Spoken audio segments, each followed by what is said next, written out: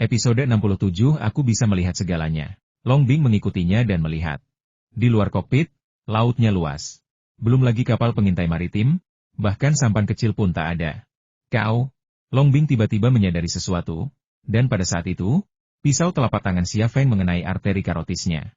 Pandangannya menjadi gelap, dan ia jatuh ke geladak. Xia Feng menghela napas, maafkan aku, jika kau rela mati untukku, aku rela melakukan apapun untukmu. Aku tidak akan membiarkanmu mati. Aku ingin membawamu pulang. Long Bing tidak dapat mendengar kata-kata ini. Xia Feng mengubah mode kemudi kapal pesiar ke mode otomatis, mengangkat Long Bing, dan memasuki kabin. Ia membaringkan Long Bing di atas bak dan mengambil tas berisi logam paduan kuno dari bawahnya. Ia membuka tas itu dan mengalungkan untaian logam paduan kuno itu di lehernya. Ia kemudian kembali ke kokpit dan menyembunyikan senjata-senjatanya. Akhirnya, ia mengubah mode kemudi kapal pesiar kembali ke mode manual dan melanjutkan pelayaran menuju Tiongkok. Perahu cepat berlengan 4 itu semakin dekat, tetapi hati Xia Feng tetap tenang. Bang bang bang. Suara rentetan tembakan senapan mesin tiba-tiba memecah ketenangan laut. Puluhan peluru senapan mesin menembus laut, menimbulkan gelombang air. Sebuah suara yang diperkuat melalui pengeras suara juga terdengar, hentikan kapal untuk diperiksa. Kalau tidak, hancurkan. Orang yang berteriak pertama kali berbicara dalam bahasa Jepang dan kemudian mengulanginya dalam bahasa Mandarin. Xia Feng mematikan kapal pesiar dan berhenti. 4 speedboat bersenjata mengepung kapal pesiar itu dalam sekejap mata. 1 speedboat menghalangi bagian depan kapal pesiar, 1 speedboat menghalangi bagian belakang kapal pesiar, dan 2 speedboat lainnya menghalangi sisi kiri dan kanan kapal pesiar, sehingga tidak ada peluang untuk melarikan diri. Xia Feng keluar dari kokpit dan datang ke dek haluan. Semua awak kapal, kecuali pilot, menaiki keempat speedboat tersebut. Tidak semuanya tentara pasukan bela diri Jepang. Ada juga 2 warga sipil, seorang pria dan seorang wanita. Keduanya belum pernah terlihat sebelumnya. Pria itu berusia awal 40-an, bertubuh tegap dan berekspresi tegas. Wanita itu masih muda, mungkin awal 30-an, cukup cantik dan bugar. Mereka juga memiliki satu kesamaan tatapan tajam, memancarkan aura bahaya dan kecerdasan.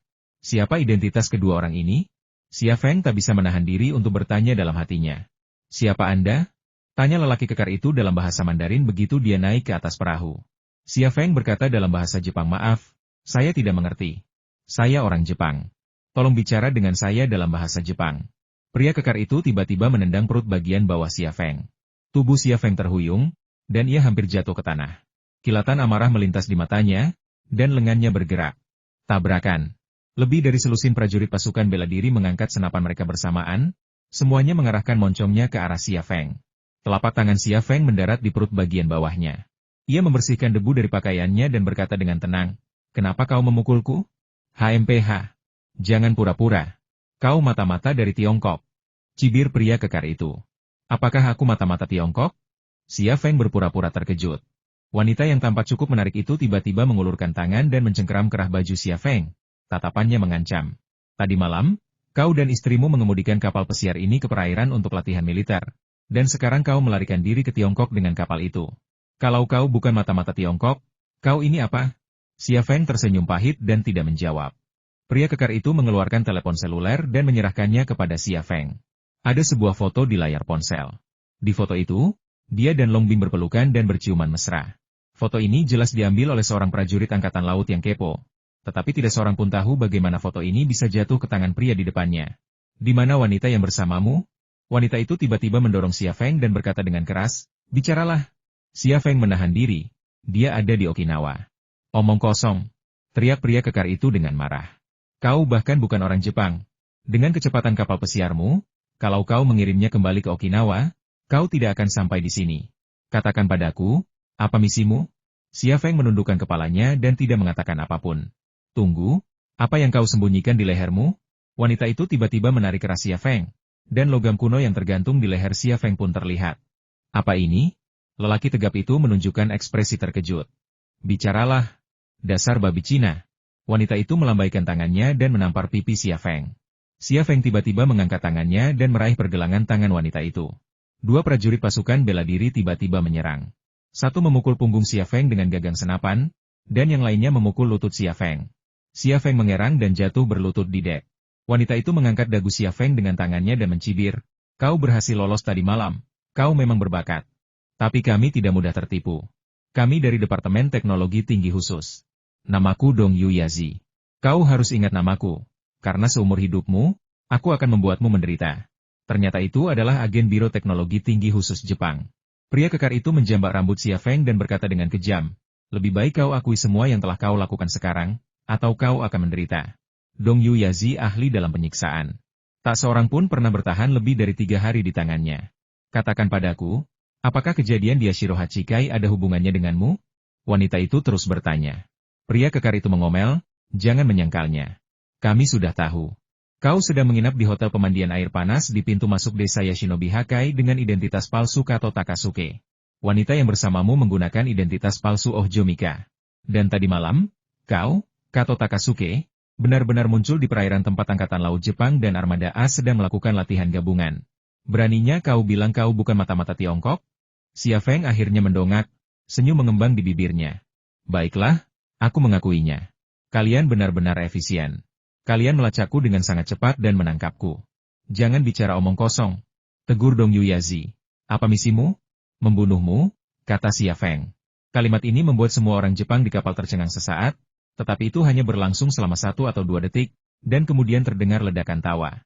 Baiklah, kalian, sepertinya kalian tidak akan mengaku kecuali aku memberimu pelajaran. Dong Yuyazi melambaikan tangannya. Lalu seorang prajurit pasukan bela diri datang sambil membawa sebuah brankas hitam dan menyerahkannya. Dong Yuyazi membuka kotak kata sandi, yang berisi berbagai peralatan penyiksaan, termasuk pisau bedah, pemotong tabung, tang, palu, dan beberapa jarum suntik berisi cairan tak dikenal. Jari-jari Dong Yuyazi meluncur di atas instrumen-instrumen yang tersusun rapi seperti sedang memainkan piano, berhenti sejenak di atas pisau bedah. Ia mengeluarkan pisau bedah itu dan bertanya kepada Xia Feng sambil tersenyum, bagian tubuhmu yang mana yang ingin kau potong? Telingamu? Jari-jarimu? Hidungmu? Atau benda itu? Sebelum Xia Feng sempat berkata apa-apa, pria kekar itu tertawa. Dong Yuyazi, kau masih saja tidak sopan. Setelah jeda, ia memerintahkan para prajurit pasukan bela diri. Kenapa kalian masih berdiri di sana? Kalian, pergi cari. Temukan wanita itu, dan apapun yang mencurigakan di kapal ini. Beberapa prajurit pasukan bela diri yang menerima perintah bersiap memasuki kabin untuk melakukan penggeledahan. Tunggu.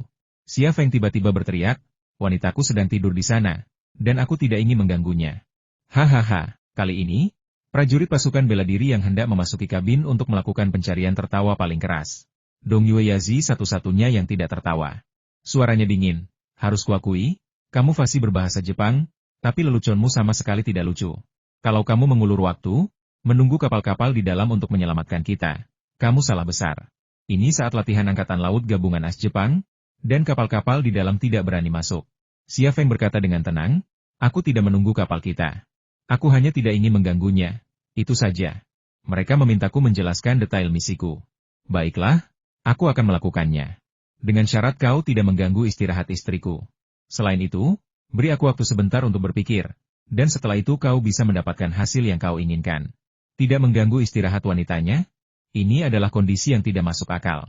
Dong Yuyazi dan lelaki tegap itu saling berpandangan, lalu lelaki tegap itu berkata tunggu sebentar, kalau kau main trik, kau akan menyesalinya. Dong Yuyazi memegang pisau bedah di bawah kelopak mata Xia Feng, mengocoknya sebentar, lalu berkata dengan dingin, tunggu sebentar. Kalau kau tidak menceritakan detail misimu, aku akan mencungkil kedua matamu, lalu tubuhmu. Jangan khawatir, kau tidak akan mati, karena aku akan membiarkanmu merasakan kemampuanku lagi. Aku akan membuatmu menderita tak tertahankan. Kedua agen teknologi tinggi khusus telah mencapai konsensus, dan prajurit pasukan bela diri yang diperintahkan untuk menggeledah kapal pesiar juga menghentikan tindakan mereka untuk sementara dan menatap Xia Feng yang berlutut di dek dengan mata jenaka. Semua orang Jepang di kapal tampaknya telah meramalkan nasib Xia Feng, dan itu tidak akan baik. Baik dalam sejarah maupun di zaman modern, setiap kali mata-mata dan agen Tiongkok tertangkap, hasilnya selalu suram. Belas kasihan? Kata itu tidak ada dalam kosakata mereka. Di bawah tatapan mata orang banyak, Xia Feng sekali lagi menundukkan kepalanya, menatap untaian logam kuno di dadanya. Tatapannya aneh, ekspresinya dipenuhi ketakutan yang tak terjelaskan, dan ia tampak sangat kesakitan. Apa itu? Aku hanya bertanya padamu, jawab pertanyaanku. Dong Yuyazi bingung. Xia Feng tidak menanggapi. Bajingan. Dong Yuyazi melambaikan tangannya dan menampar pipi Xia Feng. Xia Feng masih tidak bereaksi sama sekali. Pria tegap itu meraih tangan Dong Yuyazi dan berkata, beri dia waktu sebentar, hanya 1 menit. Akankah tentara Tiongkok muncul di hadapan kita setelah itu? Dia sudah berada di tangan kita. Nasibnya ada di tangan kita. Semenit lebih cepat atau lambat, tidak akan ada bedanya. Oke. Dong Yu Yazi melihat arloji di pergelangan tangannya dan menunggu semenit berlalu. 1 menit sebenarnya tiba 10 detik setelah Dong Yu Yazi selesai berbicara. Oke, jangan buang waktu dan katakan padaku. Dong Yu Yazi mendorong Xia Feng. Xia Feng akhirnya mengangkat kepalanya dan berkata, aku tahu kau membenciku, tapi aku punya alasan untuk melakukan ini. Aku berjanji, aku akan memberimu penjelasan yang memuaskan. Namun, seperti yang kau lihat, situasiku saat ini sangat buruk. Ini adalah pernyataan yang membingungkan. Pria tegap itu, Dong Yu dan Yazi, saling berpandangan, kedua mata agen teknologi tinggi khusus dipenuhi keterkejutan dan kebingungan. Bahkan para prajurit pasukan bela diri yang mengawasi Xia Feng pun menatapnya dengan tatapan aneh, hati mereka seakan dipenuhi pertanyaan yang sama, apakah orang ini gila? Tentu saja, Xia Feng tidak gila. Ia memang sedang berbicara dengan seseorang, tetapi orang itu adalah Putri Yongmei, dan hanya dialah satu-satunya di dunia yang bisa melihat keberadaannya. Begitu keluar dari logam paduan kuno itu, Putri Yongmei menatap kalung di leher Xia Feng dengan saksama. Ia tak merahasiakan keinginannya untuk mendapatkan kapsul AE. Di saat yang sama, ia dipenuhi amarah terhadap Xia Feng, terpancar dari sorot matanya. Jika ia bisa melukai Xia Feng, kemungkinan besar ia akan menerkam dan menghajarnya. Xia Feng juga menatap Putri Yongmei, mengabaikan semua orang Jepang di sekitarnya. Ia berkata dengan tenang, kau bilang kau menungguku sangat lama. Aku menghitung, pasti sudah ratusan tahun sejak kau lahir. Kau terjebak di sana selama ratusan tahun, dan akulah yang membebaskanmu. Apa kau masih punya keluhan terhadapku? Kaulah yang membebaskanku. Tapi kenapa kau mengurungku lagi? Sudah kubilang, aku tidak mau masuk. Aku tidak mau. Putri Yongmei membentak Xia Feng. Tubuhnya berwujud energi, dan suaranya pun berwujud energi. Hanya Xia Feng yang dapat menafsirkan energi ini, dan suaranya hanya muncul di benaknya dalam bentuk gelombang otak, dan tak seorang pun dapat mendengarnya. Hal ini membingungkan orang Jepang di kapal. Mereka bisa mendengar suara Xia Feng, tetapi tidak mendengar suara Putri Yongmei. Brengsek! Apa kau pura-pura gila? Pria kekar itu begitu marah hingga menendang dada Xia Feng. Tendangan itu begitu kuat sehingga Xia Feng kehilangan keseimbangan dan jatuh ke lantai. Hampir pada saat yang sama, Putri Yongmei berteriak, tidak, kenapa dia begitu gugup padaku? Meskipun dipukuli, Xia Feng sama sekali tidak peduli. Ia hanya memikirkan hal-hal yang berkaitan dengan Putri Yongmei. Dia telah membuat keputusan sebelumnya untuk berbicara baik-baik dengan Putri Yongmei, tetapi dia tidak menyangka pembicaraan itu akan terjadi di tempat seperti ini dan dalam situasi seperti ini. Lupakan saja, orang ini tidak ada harapan. Dong Yu Yazi berkata, pergi dan bawa wanita itu keluar. Aku akan memotong-motongnya di depan orang ini. Aku ingin tahu berapa lama dia bisa mempertahankan sikap keras kepalanya itu. Xia Feng tiba-tiba berkata, Ju Xuanyue, kukatakan padamu, bunuh orang-orang ini sekarang juga. Kalau tidak, aku akan memenjarakanmu di tempat itu selamanya. Orang-orang ini akan membunuhku, dan mulai sekarang, tak seorang pun akan bisa membebaskanmu. Putri Yongmei tiba-tiba menjadi gugup. Kau tidak bisa melakukan ini padaku. Kau satu-satunya milikku. Bunuh mereka. Geram Xia Feng pada Putri Yongmei. Pah! Dong Yu Yazi menampar wajah Xia Feng. Apa yang kau lakukan? Kau pikir aku tidak mengerti bahasa Mandarin? Siapa Ju Xuanyue? Tepat pada saat itu, Putri Yongmei tiba-tiba menyerang, jari putihnya yang halus menusuk kepala Dong Yuazi tanpa suara. Seketika, Dong Yuazi yang ganas itu tiba-tiba terdiam, tanpa ekspresi, tanpa tatapan, tanpa apapun. Seolah-olah, dalam sepersekian detik, jiwanya telah pergi ke dunia lain, hanya menyisakan cangkang di dunia ini. Yang lebih aneh lagi, seolah-olah kehilangan jiwanya, tubuh Dong Yuazi masih tetap berdiri dan tidak terjatuh. Tidak seorang pun menyadari hal aneh apa yang terjadi pada Dong Yuazi, dan perhatian semua orang masih terfokus pada Xia Feng. Kalian berdiri di sana untuk apa? Teriak pria kekar itu kepada para prajurit pasukan bela diri. Pergi dan tangkap wanita itu. Aku akan membunuhnya tepat di depan orang ini. Para prajurit pasukan bela diri yang telah menerima perintah sebelumnya masih berada di tempat mereka, seolah-olah mereka tidak mendengar suaranya. Bahkan, mereka tidak dapat mendengar suara apapun lagi, karena bahkan sebelum lelaki kekar itu memberi perintah, Putri Yongmei telah melakukan sesuatu yang mengerikan kepada mereka. Xia Feng adalah satu-satunya yang menyaksikan seluruh proses ini. Putri Yongmei menyapu seluruh dek bagai embusan angin, menyerang setiap prajurit pasukan bela diri di atas kapal dengan brutal. Tiba-tiba, mereka membeku di tempat, tatapan mereka kosong, ekspresi mereka tanpa ekspresi, dan gerakan mereka tak beraturan. Bajingan! Pria kekar itu marah. Ia menghampiri dan menendang seorang prajurit pasukan bela diri yang tidak mengikuti perintah. Prajurit pasukan bela diri itu terbanting ke tanah, tak bergerak, menatap kosong ke langit. Ada apa denganmu? Pria tegap itu tertegun sejenak. Tiba-tiba ia menyadari sesuatu dan melihat sekeliling. Ia melihat semua anak buahnya berada dalam kondisi yang sama, seolah-olah mereka tiba-tiba kehilangan jiwa dan hanya tersisa cangkang kosong. Mereka tak bisa mendengar suara apapun dan tak mau merespons serangsangan apapun. Rasa takut tiba-tiba tumbuh di hatinya. Pria kekar itu menatap Xia Feng dengan ngeri, tetapi lupa harus berkata apa. Pada saat yang sama, Xia Feng menyaksikan Putri Yongmei membunuh awak 4 speedboat bersenjata dengan cara yang sama. Kini, hanya tersisa satu agen pria dari Departemen Teknologi Tinggi Khusus. Putri Yongmei kembali ke dek kapal pesiar, tetapi dia tidak menyerang target terakhir. Apa yang kau lakukan pada mereka? Agen pria dari Biro Teknologi Tinggi Khusus akhirnya berbalik. Suaranya bergetar karena ketakutan dan ketegangan. Xia Feng bangkit dari dek dan berkata dengan tenang, "Aku selalu menjadi pusat perhatianmu. Apa yang bisa kulakukan? Lalu apa yang terjadi dengan mereka?" Teriak agen pria dari Biro Teknologi Tinggi Khusus kepada Xia Feng. Xia Feng tersenyum. Seperti kata pepatah di sana, mereka yang berbuat jahat pada akhirnya akan binasa. Kurasa itu kehendak Tuhan agar mereka dihukum. Itu tidak ada hubungannya denganku. Agen pria dari Departemen Teknologi Tinggi Khusus tiba-tiba mengeluarkan senjatanya. Xia Feng melangkah maju dan menendang agen pria dari Departemen Teknologi Tinggi Khusus yang sedang memegang pistol. Pistol yang baru saja ditariknya terlepas dari tangannya dan jatuh ke laut. Agen pria dari Divisi Teknologi Tinggi Khusus melayangkan pukulan ke kepala Xia Feng. Xia Feng mengangkat sikunya untuk menangkis pukulan itu, lalu memotong ke dalam dan meninju jantung agen pria itu. Dengan bunyi gedebuk, jantungnya terguncang, dan agen pria itu terhuyung dan jatuh ke tanah. Tubuh Xia Feng melesat dengan kecepatan luar biasa. Ketika ia berhenti lagi, salah satu kakinya sudah menginjak dada agen pria dari Departemen Teknologi Tinggi Khusus. Agen pria dari Departemen Teknologi Tinggi Khusus itu meronta, tetapi kakinya seperti ban truk yang menekannya, dan ia tak bisa melepaskan diri. Ia kemudian menyadari bahwa mata-mata Tiongkok yang berpura-pura bodoh di depannya ini sebenarnya seorang ahli, bahkan lebih terampil darinya. Xia Feng melirik Putri Yongmei dan bertanya, "Mengapa kamu menahannya?" Putri Yongmei berkata, "Aku serahkan dia padamu. Aku ingin melihat kemampuanmu." Xia Feng tersenyum pahit. "Jadi, kesimpulan apa yang kamu dapatkan?" Putri Yongmei melengkungkan bibirnya dan berkata, "Biasanya, di zamanku, penjaga manapun di sekitarku bisa mengalahkanmu." Xia Feng terdiam. Namun, ia mempercayai kata-kata Putri Yongmei. Kungfu adalah esensi Tiongkok, tetapi karena berbagai alasan, Kungfu telah diwariskan ke zaman modern, hanya menyisakan sisa-sisanya. Masa Putri Yongmei adalah masa kejayaan Kungfu. Bahkan Wing Chun, keahliannya, dianggap sebagai seni bela diri yang kurang bergengsi saat itu. Bagaimana mungkin ia bisa mengalahkan pengawal seorang putri dari dinasti Ming? Putri Yongmei menambahkan, "Sekarang, bunuh dia untukku." "Membunuhnya untukmu?" "Ya, bunuh dia untukku." Nada bicara Putri Yongmei penuh keagungan seorang putri dinasti Ming. Xia Feng tidak bergerak, karena dia merasa mendengar perintah dalam kata-kata Putri Yongmei, yang membuatnya merasa sedikit tidak nyaman. Dia manusia modern, dan Putri Yongmei adalah putri dari dinasti Ming.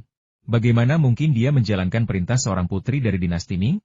Lagi pula, dia pikir Putri Yongmei telah bertukar peran karena hanya dialah satu-satunya di dunia yang bisa melepaskannya dari dimensi itu. Dengan kata lain, dia adalah majikan Putri Yongmei, bukan pelayannya. "Kau tidak dengar apa yang kukatakan?"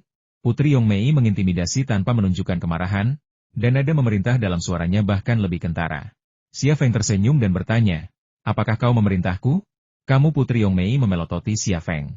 Pada saat itu, agen pria dari Departemen Teknologi Tinggi Khusus tiba-tiba kehilangan kendali. Ia berteriak, "Kau bicara dengan siapa? Brengsek? Kau gila?" Xia Feng mengangkat kakinya, melepaskan agen pria dari Divisi Teknologi Tinggi Khusus, dan berkata, "Zhu Xuanyue, bunuh dia." "HMPH. Apa kau memerintahku?" Putri Yongmei berkata dingin, "Aku sudah membunuh banyak orang, dan hanya tinggal satu orang lagi. Aku sudah menyuruhmu membunuhnya, tapi kau masih memintaku melakukannya dengan nada memerintah seperti itu. Kau harus mengerti bahwa aku adalah putri dinasti Ming." "Dinasti Ming telah hancur selama ratusan tahun," kata Xia Feng. "Apa katamu?" Putri Yongmei membuka mulutnya lebar-lebar dan tidak bisa menutupnya. "Sudah kubilang, dinasti Ming sudah hancur selama ratusan tahun," kata Xia Feng terus terang. "Jadi, statusmu sebagai putri tidak berarti apa-apa bagiku. Dan kau harus mengerti bahwa kau harus mematuhi perintahku, bukan perintahku." Putri Yongmei membeku di tempat, tak berkata sepatah kata pun atau bergerak. Ia memang ahli menghancurkan jiwa dan membunuh orang tanpa meninggalkan jejak, tetapi kini ia seakan kehilangan jiwanya.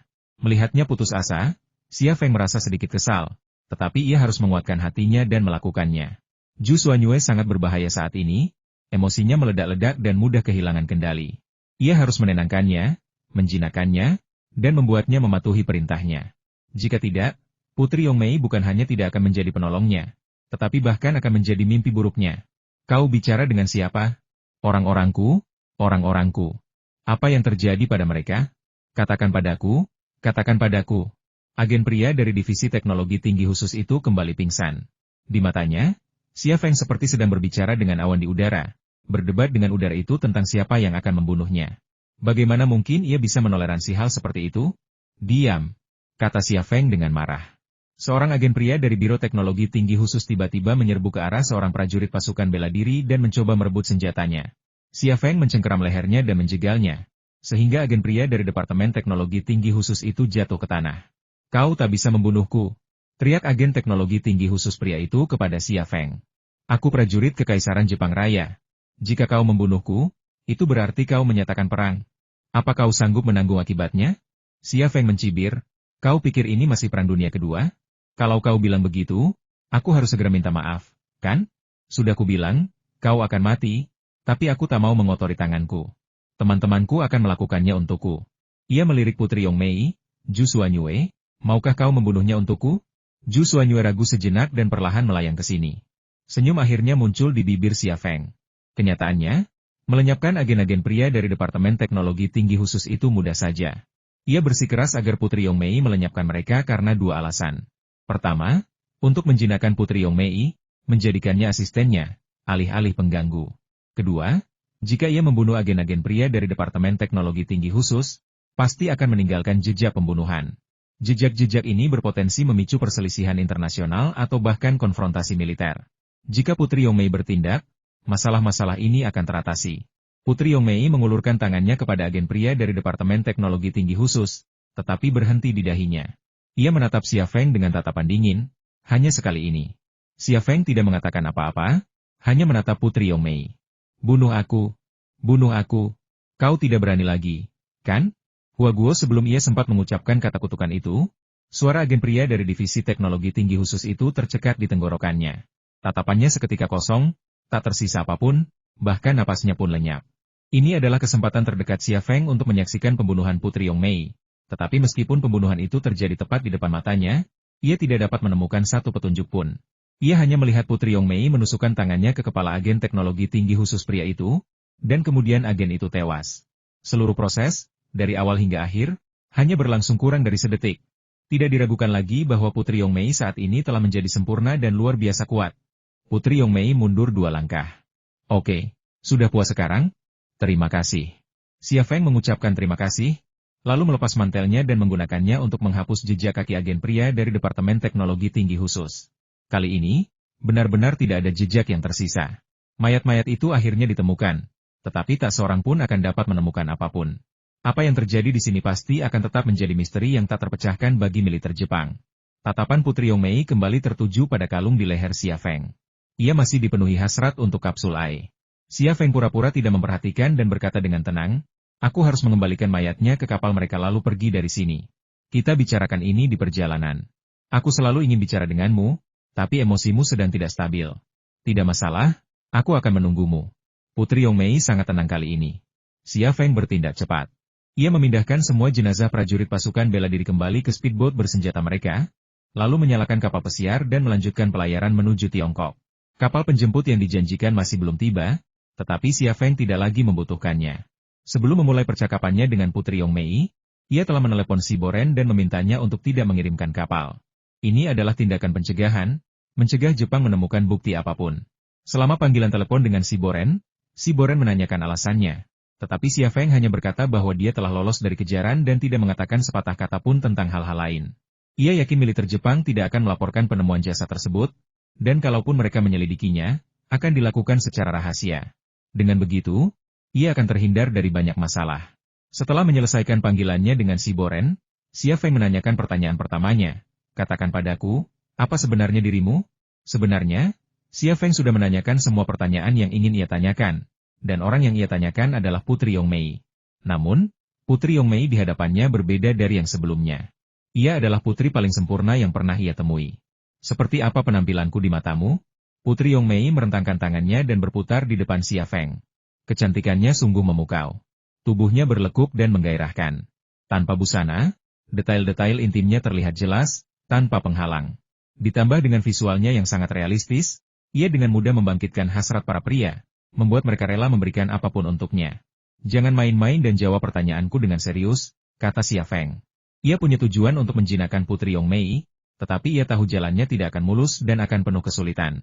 Lagi pula, orang yang ia coba jinakan dulunya adalah putri kesayangan dinasti Ming.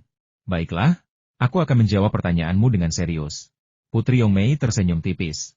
Seorang wanita tanpa busana. Xia Feng, Putri Yongmei di depannya tidak hanya sombong dan mendominasi, tetapi juga sangat nakal. Apakah Anda puas dengan jawaban saya? Xia Feng berkata, kamu bahkan tidak punya tubuh. Wanita macam apa kamu? Apakah seseorang harus memiliki tubuh untuk dianggap perempuan? Cepat atau lambat, tubuh seseorang akan menua dan mati, tetapi jiwa manusia dapat hidup selamanya. Kau mewakili yang pertama, dan aku mewakili yang kedua. Pikiran Xia Feng seakan terbuka, dan ia tak kuasa menahan diri untuk berpikir ke arah ini. Menurut agama, setelah kematian, beberapa jiwa naik ke surga, sementara yang lain turun ke neraka. Makhluk hidup tidak dapat melihat mereka. Banyak ilmuwan telah mempelajari fenomena setelah kematian, tetapi tak seorang pun membuktikan bahwa ada jiwa yang tersisa. Konsep jiwa kini dianggap omong kosong. Namun, ada contoh nyata tepat di depan mata kita. Dan ia berasal dari dinasti Ming. Putri Yongmei telah memberikan jawabannya dengan cara ini, dia adalah jiwa. Kamu bilang kamu adalah jiwa. Tapi mengapa hanya kamu satu-satunya? Aku juga tidak tahu. Kamu tidak tahu? Bagaimana mungkin? Saya juga sedang mencari jawaban. Kalau kamu jiwa, berarti kamu bukan satu-satunya jiwa di dunia ini.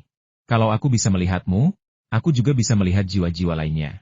Tapi kenyataannya, aku tidak bisa melihat jiwa lain selain kamu. Ada apa ini? Putri Yongmei menggelengkan kepalanya, aku tidak tahu. Juga, aku menemukan jasadmu di Afghanistan dan di sebuah kapal karam di dasar Laut Ryukyu. Apa yang terjadi di sini? Putri Yongmei tiba-tiba mencondongkan tubuh ke depan Xia Feng. Wajahnya hampir menyentuh wajah Xia Feng. Matanya penuh kejutan. Apa katamu? Aku punya dua tubuh? Bagaimana mungkin? Xia Feng tertegun di tempat. Dilihat dari reaksi Putri Yongmei, ia jelas tidak tahu bahwa ia memiliki dua tubuh. Terlebih lagi, ia tampak enggan tubuhnya disebut sebagai mayat. Apakah kamu punya saudara kembar? Tanya Xia Feng. Tidak, sama sekali tidak, kata Putri Yongmei. Lalu ia menatap Xia Feng lagi. Katakan padaku, apakah ini benar? Aku punya dua tubuh? Xia Feng berkata, itu benar. Aku melihatnya dengan mata kepalaku sendiri.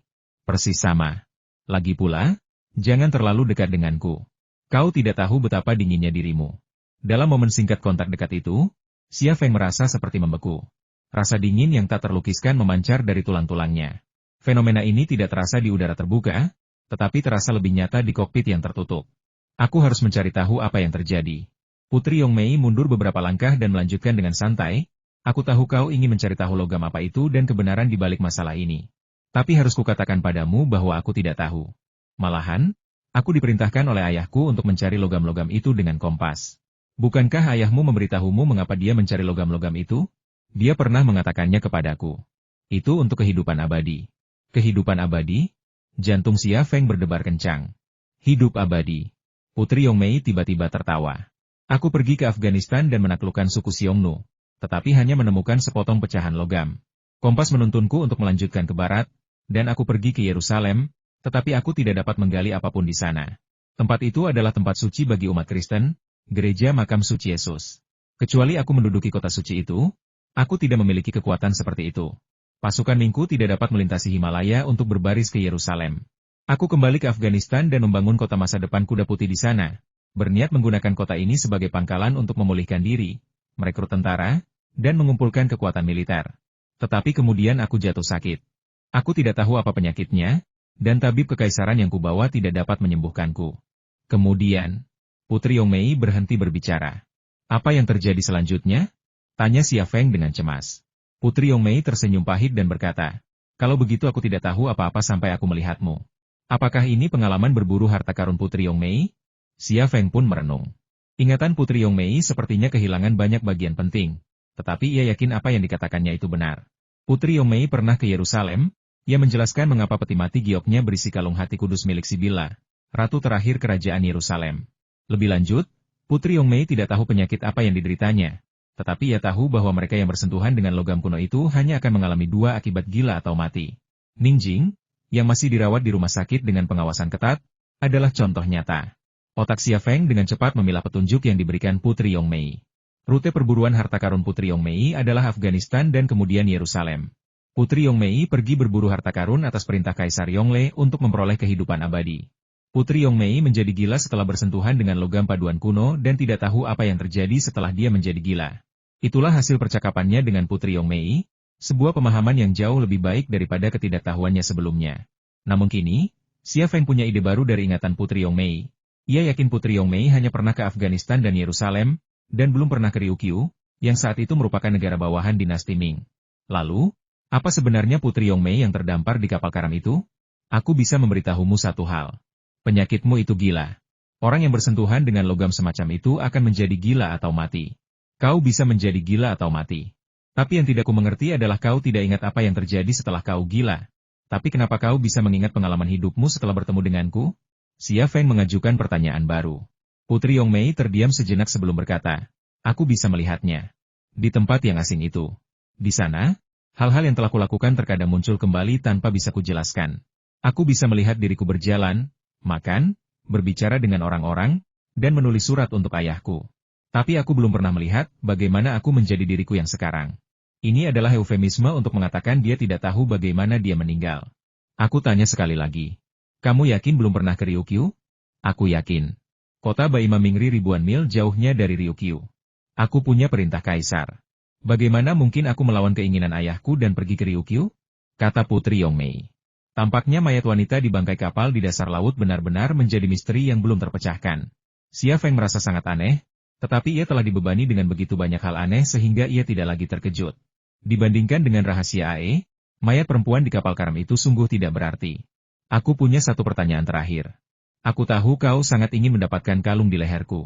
Aku sudah pernah bicara denganmu sebelumnya, dan kau tahu ada pil di liontin itu.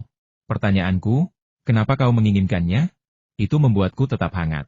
Saat aku dekat dengannya, aku merasa seperti hidup, dengan daging dan darah. Itu juga tampaknya membuatku lebih kuat. Putri Yongmei menatap Xia Feng dengan tatapan memohon. Maukah kau membiarkanku mendekatinya? Aku bersumpah tidak akan merusaknya. Aku tidak punya tubuh, dan aku tidak bisa memakannya, jadi kau tidak perlu khawatir kehilangannya. Xia Feng ragu sejenak, kali ini saja, aku bilang padamu untuk keluar, dan kau harus keluar. Putri Yongmei berkata dengan gembira, baiklah, aku berjanji padamu. Xia Feng melepas kalung logam dari lehernya dan menyerahkannya kepada Putri Yongmei. Ia tidak ingin Putri Yongmei mengejarnya, karena itu akan sangat tidak nyaman. Tubuh Putri Yongmei tiba-tiba runtuh, dan dalam sekejap mata, ia terkompresi menjadi seberkas cahaya, yang langsung jatuh ke liontin logam paduan. Xia Feng merasakan liontin logam di tangannya tiba-tiba menjadi dingin, seperti bongkahan es. Namun, rasa dingin ini segera menghilang, dan liontin logam kembali ke suhu normal. Apa yang dilakukan Putri Yongmei di sana? Pikiran ini tiba-tiba muncul di benaknya, dan mata kiri Xia Feng berkedut. Cangkang logam paduan liontin itu langsung menghilang dari pandangannya. Ia melihat kapsul AE tersembunyi di dalamnya, lalu ia melihat bubuk di dalam kapsul AE. Hanya ada bubuk obat, tidak ada Putri Yongmei, dan tidak ada cahaya. Semenit berlalu, dan Xia Feng berkata, baiklah, keluarlah. Putri Yongmei tidak keluar, dan jumlah kapsul AE tetap sama, tidak lebih dan tidak kurang. Namun, Putri Yongmei, yang telah masuk, menghilang. Halo, kau tidak mendengarku? Keluar, atau aku akan menguncimu di sana, ancam Xia Feng. Putri Yongmei masih belum muncul. Xia Feng kemudian mengalihkan pandangan waskitanya ke logam paduan kuno itu, mengamatinya. Perasaan mengerikan menyelimutinya, lalu lenyap. Dulu, setiap kali ia melakukan ini, ia akan membebaskan Putri Yongmei atau memenjarakannya. Namun kali ini, itu pengecualian. Ia merasakan penderitaan membuka pintu. Pintu terbuka, tetapi Putri Yongmei tidak masuk. Ini, Xia Feng berdiri di kokpit dengan kaget, tidak tahu harus berbuat apa. Putri Yongmei menghilang secara misterius. Kapal pesiar itu terus berlayar menuju perairan Cina, menantang angin dan ombak. Jantung Xia Feng berdebar kencang bersama angin laut, menuju tempat yang bahkan tak dikenalnya. Ia tak tahu harus berbuat apa selanjutnya. Cahaya senja matahari terbenam menyinari laut, membuat setiap ombak tampak berlapis emas, berkilau terang. Seekor hiu muncul dari laut dengan tatapan tajam, mengejar kapal pesiar itu agak jauh, lalu melepaskannya. Setelah memasuki perairan Tiongkok, Xia Feng tidak lagi khawatir menghadapi bahaya. Kapal-kapal Jepang tentu saja tidak akan berani memasuki perairan mereka sendiri. Namun, Ia tidak bisa bersantai. Selama waktu ini, ia telah menggunakan paduan kuno dan kapsul AE lebih dari sekali, tetapi Putri Yongmei tidak muncul. Apa yang sebenarnya terjadi? Pertanyaan ini telah mengganggunya sejak lama, dan dia tidak dapat menemukan jawabannya, tidak peduli seberapa keras dia memikirkannya. Tiba-tiba, serangkaian langkah kaki bergema dari dalam kabin, dan Longbing bergegas ke dek. Setelah menyadari tidak ada orang di dek haluan, ia tanpa tersadar dan berbalik melihat ke arah kokpit. Melihat Xia Feng, ia tertegun sejenak, dan butuh waktu lama untuk tersadar kembali. Ia kemudian bergegas ke kokpit dan memeluk Xia Feng. Xia Feng menepuk punggung Longbing dengan lembut, suaranya lembut dan halus, tidak apa-apa, jangan gugup. Longbing tiba-tiba melepaskan Xia Feng dan menatapnya. Apa yang terjadi? Di mana tentara Jepang itu? Xia Feng berkata, entah kenapa, mereka tidak melanjutkan pengejaran dan berbalik. Sebenarnya, tentara Jepang dan agen Biro Teknologi Tinggi khusus semuanya tewas, tetapi Xia Feng tidak bisa memberitahu Longbing bahwa arwah seorang putri dinasti Ming telah membunuh mereka. Jika orang lain yang memberitahunya, ia tidak akan percaya. Longbing seakan teringat sesuatu, lalu meninju Xia Feng, kau membuatku pingsan. Xia Feng tersenyum pahit. Aku tidak ingin kau mati, jadi aku melumpuhkanmu dan bersiap melawan mereka sendirian. Tapi aku tidak menyangka begitu aku mulai bertarung, tentara Jepang sudah mundur. Hanya itu, Longbing menatap Xia Feng dengan curiga. Xia Feng mengangkat bahu. Kalau bukan itu masalahnya, akulah yang membunuh tentara Jepang itu. Kalau aku bilang begitu, apa kau percaya? Aku percaya padamu. Aku percaya padamu apapun yang kau katakan. Longbing tiba-tiba memeluk Xia Feng dan mencium bibirnya. Xia Feng menjatuhkannya untuk melindunginya. Ia rela menghadapi tentara Jepang yang kejam dan 4 speedboat bersenjata sendirian. Ia rela mati untuknya, dan ia rela melewati api dan air untuknya. Dengan cinta seperti itu, apa yang bisa membuat seorang wanita tidak puas? Soal apakah penjelasan Xia Feng masuk akal atau tidak, ia sama sekali tidak peduli. Ciuman itu bagai percikan api di padang rumput kering, seketika menyulut api. Pakaian mereka berjatuhan ke tanah sehelai demi sehelai, dan barang-barang di dalam taksi berjatuhan. Beberapa di antaranya jatuh ke tanah. Namun tak seorang pun peduli lagi. Dua hati dan tubuh muda menyatu. Inilah hal terindah di dunia, tak kurang. Gairah itu memudar, tetapi keduanya masih berpelukan, enggan berpisah. Sofa di kokpit dengan lembut menampung mereka berdua, dan meskipun mereka hampir terpisah tadi, tak ada keluhan sama sekali. Ngomong-ngomong, aku sudah menelepon Tuan Si dan memintanya untuk menyiapkan kapal untuk menjemput kita. Kita sudah memasuki perairan kita sendiri. Jadi kenapa kapal penjemputnya belum muncul? Kepala Longbing yang ramping menempel di dada Xia Feng. Suaranya lembut. Xia Feng berkata, setelah tentara Jepang mundur, saya menelepon Jenderal Si dan memintanya untuk tidak mengirim kapal lagi. Lagi pula, wilayah laut itu masih disengketakan, dan saya tidak ingin ada masalah yang muncul karena saya. Baiklah, keputusanmu tepat. Ngomong-ngomong, apa rencanamu setelah kembali? Aku ingin mengunjungi kampung halamanku dulu, lalu kembali ke Kyoto. Bagaimana denganmu? Tentu saja aku setuju. Selama kau belum kembali ke Kyoto untuk menyelesaikan misi, kau dan aku masih dalam proses menjalankan misi. Kemanapun kau pergi, aku akan ikut, kata Longbing, mengamati perubahan ekspresi Xia Feng dengan sudut matanya. Ekspresi Xia Feng benar-benar berubah. Awalnya tampak santai, ia tampak sangat khawatir setelah mendengar kata-kata Longbing. Ia terdiam, seolah-olah sedang memikirkan sesuatu. Longbing bertanya dengan ragu-ragu kenapa? Kamu tidak suka kalau aku ikut ke kampung halamanmu? Xia Feng akhirnya tersadar dan berkata cepat, tidak, aku tidak punya pikiran seperti itu. Sama sekali tidak. Aku ingin sekali kau datang ke kampung halamanku. Aku tidak akan percaya padamu. Longbing memelototi Xia Feng. Apa kau takut aku akan ikut denganmu dan mengganggu hubunganmu dengan Jiang Rui? Tiba-tiba, butiran keringat muncul di dahi Xia Feng. Dia menyimpan rahasia kecil ini di dalam hatinya, tetapi Longbing melihatnya sekilas. Kepala seksi Long dari Biro 101 bukanlah tipe wanita yang mudah ditipu. Katakan yang sebenarnya, apakah kau berhubungan seks dengannya? Longbing naik ke atas Xia Feng, menekannya, dan menatapnya. Xia Feng ingin menampar dirinya sendiri. Kenapa dia bicara tentang kembali ke Haizu tanpa alasan? Bukankah lebih baik terbang kembali ke Kyoto saja? Sekarang Longbing mendesaknya dengan ini, bahkan menggunakan senjata besar. Bagaimana dia bisa menjawab? Dia dan aku sebenarnya. Saya ingin mendengar kebenaran. Xia Feng menggertakkan gigi dan mengangguk. Aku juga tidak mau melakukan itu. Aku bukan tipe pria yang punya motif tersembunyi. Setelah aku dan Tianyin menikah, dia menemukanku. Kalau aku tidak tinggal bersamanya, dia pasti sudah melompat dari gedung. Apa yang harus kulakukan? Dia mencintaiku sejak kecil dan telah menungguku selama lebih dari 20 tahun. Aku berutang budi padanya, dan aku tak tega menyakitinya. Jadi, dia ingin melompat dari gedung mana? Itu gedungku. Long Bing tiba-tiba tertawa terbahak-bahak. Aku selalu mengira dia wanita jujur, tapi ternyata dia cukup pintar. Rumahmu di lantai 2, jadi kau tidak akan mati kalau melompat turun. Bahkan di lantai 2 pun sangat berbahaya. Kalau kakinya patah atau apalah, bagaimana aku bisa menjelaskannya kepada orang tuanya? Orang tuanya merawatku dengan sangat baik sejak aku kecil. Lagi pula, akulah yang melakukannya, dan aku tak bisa memperbaikinya meskipun aku mau. Xia Feng mengungkapkan rahasianya dalam hati, dan rasanya seperti membuang batu, dan ia tiba-tiba merasa lega. Long Bing menatap Xia Feng dengan tenang tanpa mengatakan apapun. Tatapannya membuat Xia Feng merasa bersalah. Ia bertanya ragu-ragu, apakah kamu tidak bahagia? Long Bing tiba-tiba menundukkan kepalanya dan mencium bibir Xia Feng. Xia Feng segera menghela napas lega, karena jika Long Bing tidak senang, mengapa dia menciumnya? Long Bing tersenyum. Kamu kan suami Shen Tutianyin. Aku tidak berhak merasa tidak senang tentang ini, dan tidak ada alasan bagiku untuk merasa tidak senang. Aku senang kamu memberitahuku ini. Karena, kamu tidak berani memberitahu Shen Tutianyin, tapi kamu memberitahuku. Logika macam apa ini? Xia Feng tak mau repot-repot memahami logikanya. Ia harus mengakui kebenaran Long Bing. Ia berani mengatakan hal seperti itu pada Long Bing, tapi ia pasti tak akan berani mengatakannya pada Shen Tutianyin. Bagaimanapun, Shen Tutianyin adalah Shen Tu. Ratu grup Wan Xiang tak akan pernah berbagi prianya dengan wanita lain. Tapi Long Bing berbeda. Bersamanya terasa begitu bebas dan membahagiakan. Jiang Rui lumayan juga. Malahan, aku menyadarinya saat di Haizu. Dia menyukaimu dan ingin mendapatkan perhatianmu apapun yang dia lakukan. Aku juga selalu berpikir kau akan bersamanya, tapi aku tak menyangka takdir mempermainkanmu dan kau akan berakhir dengan Shen Tutianyin.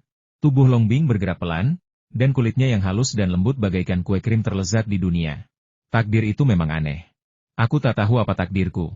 Misi ini telah membuatku merasakan banyak hal dan memahami banyak hal. Hidup ini singkat.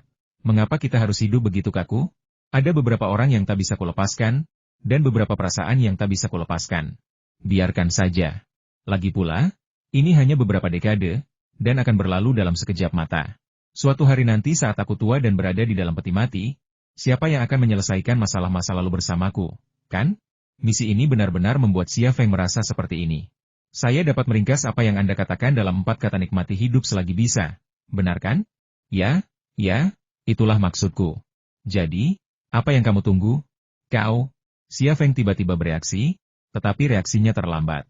Tepat ketika ia hendak berbohong dan mengatakan bahwa ia memutar pinggangnya atau semacamnya, Long Bing sudah menelannya dengan perangkap yang lembut. Maukah kau mengantarku kembali ke kampung halamanmu? Tidak bisakah aku membawamu kembali? Kamu tidak boleh menceritakan apapun tentang kamu dan aku kepada Jiang Rui, oke? Oke. Pikiran Xia Feng sudah memasuki kondisi refleks terkondisi. Ia akan menyetujui apapun yang dikatakan Long Bing. Tadinya, ia ingin berbohong dan menghindari pertanyaan itu. Tetapi sekarang ia khawatir Long Bing akan berhenti. Sofa itu mengeluarkan suara, tetapi suara itu tidak terdengar seperti protes, melainkan seperti musik latar. Jarang sekali orang yang bodoh, jadi nikmatilah selagi bisa. Keesokan paginya, Xia Feng dan Long Bing muncul di jalanan Haizu, keduanya telah kembali ke kehidupan normal mereka.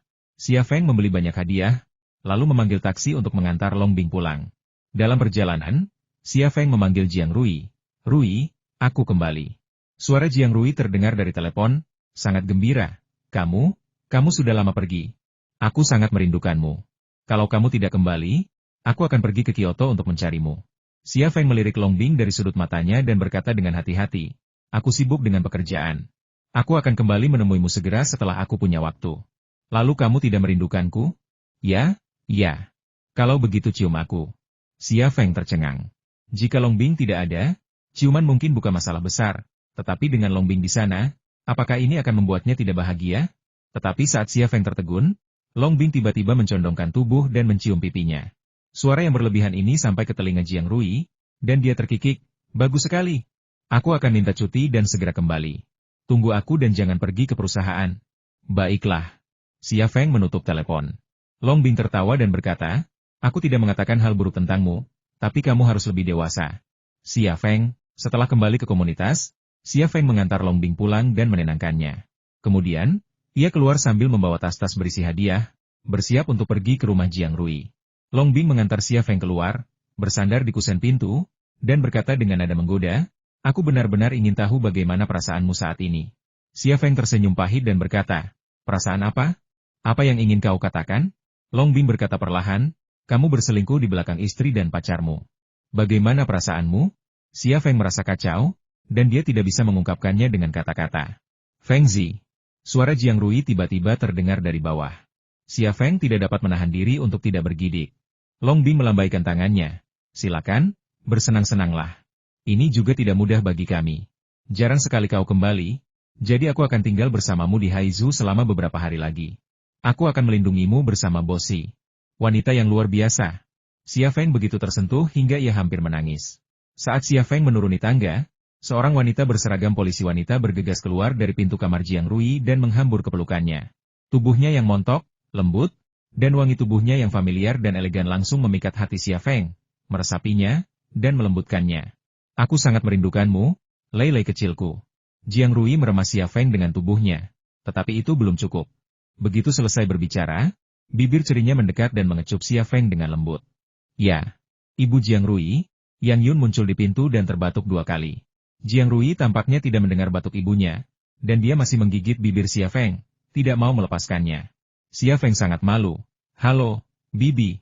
Dia ingin menyapa, tetapi begitu dia membuka mulut, lidah Jiang Rui masuk ke mulutnya, membuatnya tidak mungkin mengatakan apapun. Suara Yang Yun menjadi lebih keras. Jiang Rui akhirnya bereaksi dan dengan enggan melepaskan Xia Feng. Ia berbalik dan menatap Yang Yun. Bu, bukankah ibu bilang mau ke supermarket? Kenapa belum pergi? Kau? Yang Yun sangat marah. Jika Xia Feng tidak ada di sana, dia pasti sudah menampar Jiang Rui. Dia telah melupakan ibunya setelah memiliki seorang pria. Dia telah membesarkan putrinya dengan sia-sia. Xia Feng segera menyerahkan hadiah-hadiah itu, yang jumlahnya banyak, kepada Yang Yun, dengan senyum tersungging di wajahnya. Bibi, ini hadiah untuk Bibi dan Paman. Terimalah. Oh, Feng Zi sudah datang, silakan masuk, silakan masuk. Lihat dirimu, baru saja datang, kenapa harus beli hadiah? Wajah Yang Yun penuh senyum, dan dia dengan hangat mengundang Xia Feng masuk ke dalam rumah. Jiang Shuqing juga ada di rumah. Ketika Xia Feng masuk, ia menghampiri dan memeluknya erat. Lalu ia tertawa dan berkata, senang bisa kembali. Senang bisa kembali. Kamu, jangan bekerja terlalu keras. Apa gunanya menghasilkan banyak uang? Kesehatanmu adalah yang terpenting. Xia Feng mengangguk. Ya, Paman, kau masuk akal. Aku akan memperhatikannya. Jiang Shuqing melepaskan Xia Feng dan berkata sambil tersenyum. Feng Zi, kau tidak tahu, ada seseorang yang terus mengomel sepanjang hari, bertanya mengapa kita belum kembali. Kurasa dia hampir gila. Ayah, kalau ayah ngomong gitu lagi, aku bakal abaikan ayah. Aku serius sama ucapanku. Aku bakal abaikan ayah selama 3 hari. Jiang Rui memutar bola matanya ke arah Jiang Shuqing, terlihat sangat imut dan naif. Jiang Shuqing mengangkat tangannya tanda menyerah. Oke, aku tidak akan bicara lagi, oke? Xia Feng bertanya. Paman, bagaimana perasaanmu? Jiang Shuqing berkata, tidak apa-apa. Dokter bilang dia pulih dengan baik. Ini semua berkat kamu. Paman, apa yang kau bicarakan? Kita ini keluarga, tidak perlu khawatir apakah ini kehilangan besar atau tidak, kata Xia Feng. Setelah mengobrol sebentar, Jiang Rui mengedipkan mata pada Yang Yun. Yang Yun memahami pikiran putrinya dan berkata, Shuqing, bukankah kita sudah sepakat untuk pergi ke supermarket? Ayo kita pergi membeli sayuran. Aku akan memasak makanan lezat malam ini, dan kamu dan Feng Zi bisa minum-minum lagi. Baiklah, aku akan segera pergi. Aku akan segera pergi. Tanggapan Jiang Shuqing juga sangat tepat. Pasangan itu telah menyaksikan Xia Feng tumbuh dewasa dan sangat menyayanginya. Terakhir kali, jika bukan karena sumbangan Xia Feng yang murah hati, Jiang Shuqing mungkin telah terbunuh. Karena kebaikan hati dan rasa sayang mereka kepada Xia Feng, meskipun pasangan itu tahu putri mereka, Jiang Rui, adalah kekasih Xia Feng, mereka menutup mata dan diam-diam menerimanya. Pasangan ini cukup berpikiran terbuka. Selama mereka bahagia, mereka tidak peduli apakah mereka memiliki status resmi atau tidak. Begitu Jiang Shuqing dan istrinya pergi, Jiang Rui memeluk Xia Feng dan memberinya ciuman panas yang menggoda. Xia Feng menikmatinya dengan tenang. Ia tahu apa yang diinginkan Xia Feng. Perpisahan singkat bagaikan pernikahan baru. Ia tak kekurangan wanita di sekitarnya, tetapi Jiang Rui hanya memilikinya. Setelah akhirnya bertemu, bagaimana mungkin mereka melewatkan sedikit keintiman? Apakah salah seorang anggota keluarga kita menyadari sesuatu? Tanya Jiang Rui setelah ciuman manis itu berakhir. Yang dari keluarga kita? Dia, Shen Tutianyin, bodoh. Xia Feng terhibur dengan nama ini. Ia memeluknya dan bertanya, kenapa? Kau ingin dia tahu? Aku tidak bodoh. Kenapa aku harus ditemukan olehnya? Dia begitu kuat, aku tak bisa mengalahkannya. Xia Feng berkata, jangan khawatir, dia tidak tahu. Bagaimana kalau dia tahu? Apa yang harus kita lakukan? Jika dia tahu, aku. Xia Feng ingin mengatakan sesuatu, tetapi kata-katanya terhenti. Ia sendiri tidak tahu harus berbuat apa. Kepribadian Shen Tutianyin menunjukkan bahwa ia tidak ingin berbagi suami dengan Jiang Rui. Ia akan membalas dendam pada Jiang Rui atau menceraikannya. Namun, ia tidak ingin menghadapi kedua kemungkinan itu. Lagi pula, apapun kemungkinannya, hubungannya dengan Shen Tutianyin kemungkinan besar akan berakhir. Jiang Rui menatap Xia Feng dengan penuh semangat. Silakan. Xia Feng tersenyum pahit dan berkata, entahlah. Biar saja. Benar. Kau tidak tahu harus berbuat apa tentang hal semacam ini. Biarkan saja. Jiang Rui mengerucutkan bibirnya dan tersenyum. Aku bahagia selama bersamamu. Shen Tutianyin sudah memilikimu. Jika dia masih belum puas, berarti dia bodoh. Jika dia tidak menginginkanmu, aku menginginkanmu. Jika Shen Tutianyin tidak menginginkan Xia Feng, pasti akan ada banyak wanita yang mengantre untuk mendapatkannya, bukan hanya Jiang Rui. Ini fakta. Ikut aku akan mengajakmu melihat sesuatu. Jiang Rui tidak memikirkan apa yang harus dilakukan setelah ketahuan Shen Tutianyin. Ia menggandeng tangan Xia Feng dan berjalan menuju kamarnya. Apa yang kamu ingin aku lihat? Jangan tanya, aku ingin memberimu kejutan. Jiang Rui balas menatapnya, matanya penuh kelembutan dan pesona. Sebuah pikiran aneh tiba-tiba muncul di benak Xia Feng. Mungkinkah dia telah menyiapkan sesuatu yang baru? Begitu memasuki kamar, Xia Feng tertegun. Ia sudah pernah ke kamar Jiang Rui lebih dari 3 kali sebelumnya. Tempat itu sangat dikenalnya. Namun hari ini, semuanya benar-benar berbeda. Semua perabotan telah diganti. Tempat tidur single telah diganti dengan tempat tidur double, dilapisi selimut dan spray merah cerah bermotif naga dan phoenix. Dindingnya dipenuhi beberapa lukisan anak-anak montok, masing-masing dengan kulit halus dan senyum polos, sungguh menggemaskan. Kamar itu juga dipenuhi mainan anak-anak Transformer, forklift, boneka Barbie, dan sebagainya. Ia merasa seperti memasuki kamar tidur pasangan pengantin baru, dan pasangan itu sudah memiliki seorang anak. Unsur-unsur yang berkaitan dengan anak-anak ini mengingatkan Xia Feng pada sesuatu. Ia tiba-tiba meraih bahu Jiang Rui dan bertanya dengan penuh semangat, Rui, apakah kamu hamil? Wajah Jiang Rui sedikit memerah, lalu dia mengangguk lembut, ya. Hahaha. Xia Feng tiba-tiba menarik kegirangan, aku akan menjadi seorang ayah. Aku akan menjadi seorang ayah. Ia lebih ingin memiliki anak daripada siapapun, dan tentu saja ada alasannya. Ia telah mengonsumsi kapsul AE, dan tubuhnya mulai berevolusi. Pertama di mata kirinya, lalu di otaknya. Ini tampaknya baru tahap awal. Tubuhnya terus berevolusi, dan hasil akhirnya masih belum pasti. Ia khawatir jika evolusi ini meluas ke garis keturunan keluarganya, ia mungkin kehilangan kemampuan untuk memiliki anak. Jadi, sebelum itu terjadi, ia menginginkan anak sendiri, setidaknya seorang putra dan seorang putri. Ini juga akan membantu melanjutkan garis keturunan keluarga Xia, memenuhi tanggung jawab seorang pria Xia. Alasan lainnya adalah Thunder Horse Group, bisnis yang begitu besar yang telah ia bangun dengan susah payah, membutuhkan seseorang untuk mewarisinya. Ia menghadapi ancaman ganda dari CIA dan FA, dan ia mungkin akan disingkirkan suatu hari nanti. Jika ia bahkan tidak memiliki ahli waris saat itu, bukankah semua usahanya akan sia-sia? Konsep meneruskan garis keturunan dan mewarisi warisan keluarga mengalir dalam darah setiap orang Tionghoa dan mengakar kuat. Xia Feng sebenarnya adalah orang Tionghoa yang sangat tradisional, dan ia pun demikian. Jiang Rui tiba-tiba melambaikan tangannya dan menepuk pantat Xia Feng. Pelankan suaramu. Kalau tetangga dengar, pasti ada gosip. Aku bahkan belum menikah, tapi aku sedang hamil. Aku tidak tahan omongan seperti itu. Baiklah, aku akan mendengarkanmu. Biarkan aku melihat putraku. Xia Feng tak sabar membuka kancing jaket seragam Jiang Rui, lalu membuka kancing kemejanya, memperlihatkan perut bagian bawahnya. Perut Jiang Rui seputih giok, kulitnya halus dan lembut, bagaikan kue berlapis krim, membuat orang ingin menciumnya. Pusarnya yang kecil dan bulat juga menggemaskan, seperti peri yang bisa berbicara. Jika disentuh, ia akan tersenyum. Namun, perutnya masih rata, tanpa tanda-tanda kehamilan. Mata kiri Xia Feng sedikit berkedut, dan tatapannya segera beralih ke tempat di mana anak itu dikandung. Ia melihat banyak hal. Tempat itu seperti dasar laut, dipenuhi cairan dan jaringan halus seperti beludru, menyerupai hutan bawah laut. Selain itu, ia tidak melihat apapun.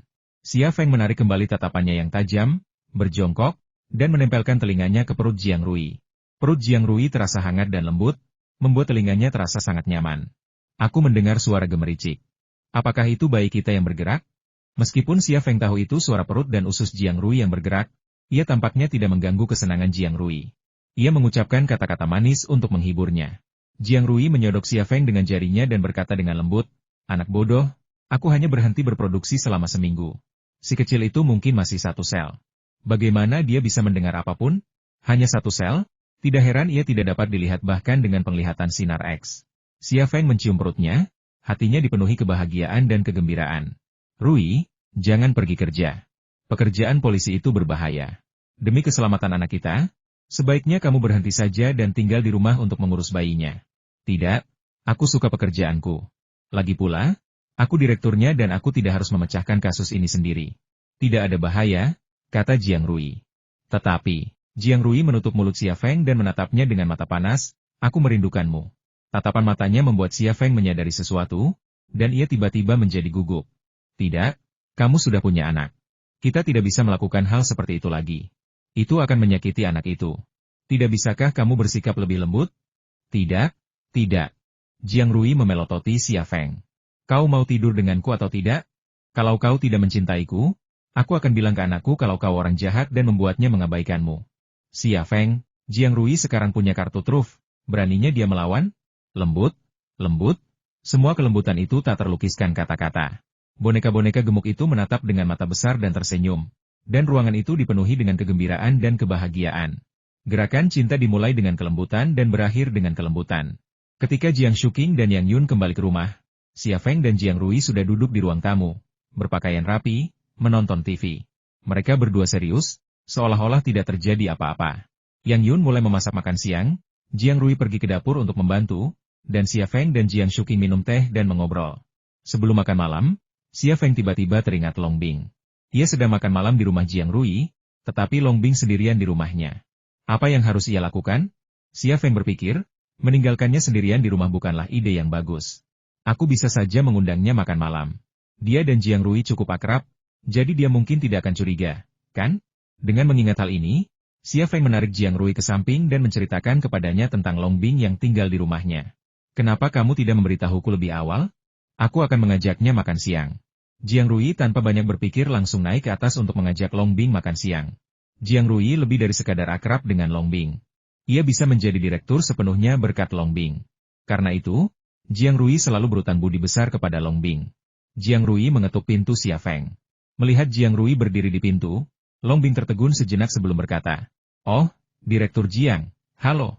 Namun, ia bergumam dalam hati, apa yang dilakukan Jiang Rui di sini? Apakah dia sudah menebak hubungan antara Xia Feng dan aku? Pencuri selalu bersalah. Meskipun ia berhadapan dengan Jiang Rui, yang selevel dengannya, dan bukan istri sah Shen Tutianyin, Long Bing tak kuasa menahan perasaan liar dan gugup.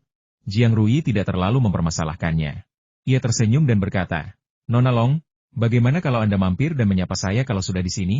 Rumah saya ada di lantai bawah. Saya ingin mentraktir Anda makan sederhana." "Yah, jangan repot-repot. Aku bisa membuat sesuatu untuk dimakan." Long Bing merasa suasananya sangat canggung. Xia Feng, Jiang Rui, dan dia. Mereka bertiga makan bersama. Hal macam apa itu? Jiang Rui meraih tangan Long Bing dan berkata, "Ayo, ayo. Kau sudah begitu akrab dengan Feng Zi kita. Apa yang perlu dipermalukan?" Pada titik ini, ia tiba-tiba menyadari sesuatu dan mengubah kata-katanya. "Haha, aku salah bicara. Itu bukan Feng Zi kita. Itu, Feng Zi dan aku berteman baik, dan kau dan Feng Zi juga berteman baik. Kita semua berteman baik." Long Bing menatap Jiang Rui tanpa berkata-kata. Berpikir dalam hati, orang bodoh ini seharusnya tidak pernah bertemu Shen Tutianyin lagi. Orang selevelmu yang ingin mencuri Shen Tutianyin akan ketahuan begitu mereka bertemu. Sulit untuk menolak kebaikan Jiang Rui, dan Long Bing pun tidak bisa menolak, jadi dia mengikuti Jiang Rui ke rumahnya. Begitu masuk, Xia Feng tak kuasa menahan diri untuk tak melirik Long Bing. Keduanya merasa bersalah. Mereka bahkan tak berani menatap terlalu lama, hanya saling melirik sebelum akhirnya mengalihkan pandangan.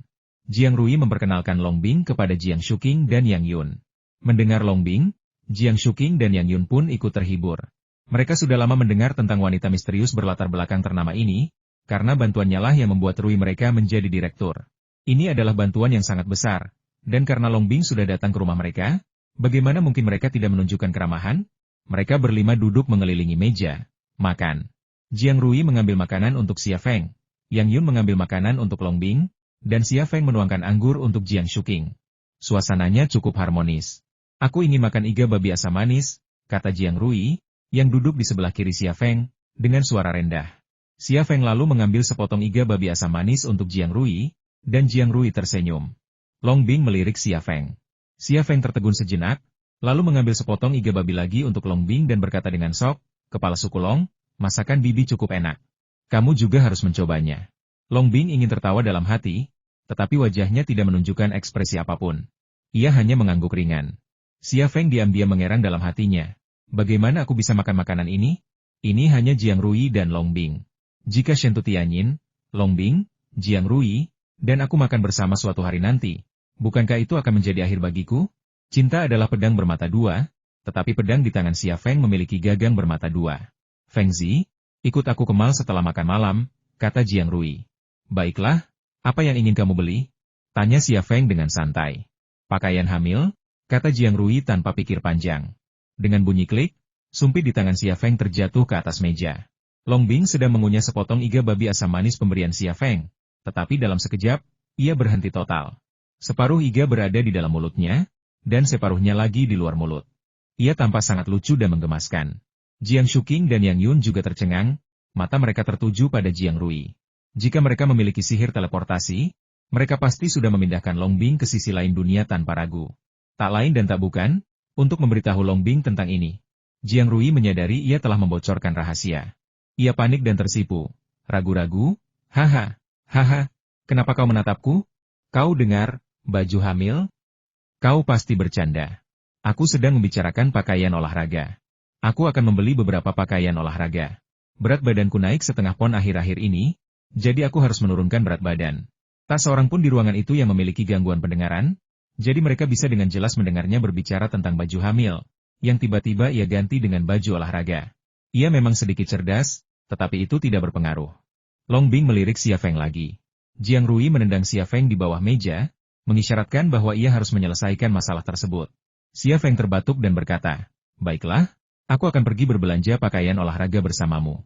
Jiang Rui melanjutkan dengan berkata, makan, makan. Long Bing terus mengunyah iga babi asam manis, tetapi dalam hati ia berpikir, Jiang Rui ternyata sedang hamil. Apakah wanita berbokong montok benar-benar lebih subur? Pepatah lama itu masuk akal. Haha, ini menarik. Shen Tutianyin dan Xia Feng bahkan belum menikah, dan Jiang Rui, sang simpanan, sedang hamil. Jika Shen Tutianyin tahu tentang ini, Xia Feng pasti akan sangat terpukul. Tunggu, aku juga punya bokong montok, dan aku dan Xia Feng tidak pakai kondom selama perjalanan ini. Apa aku akan hamil? Bagaimana kalau aku hamil? Kepala suku Long, apakah Anda ada kegiatan sore ini? Jiang Shuqing segera mengganti topik.